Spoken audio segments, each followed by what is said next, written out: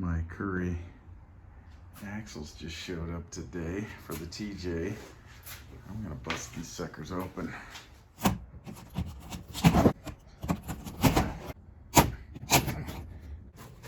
one's not coming off.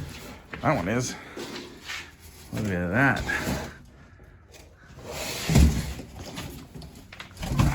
Yeah. Look at that.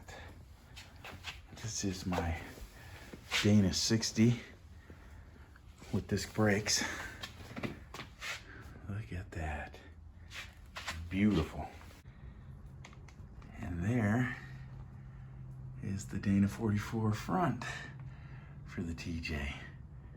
Beautiful. They look awesome. Man, that's sharp. Totally excited to put these on the TJ and see what we can do.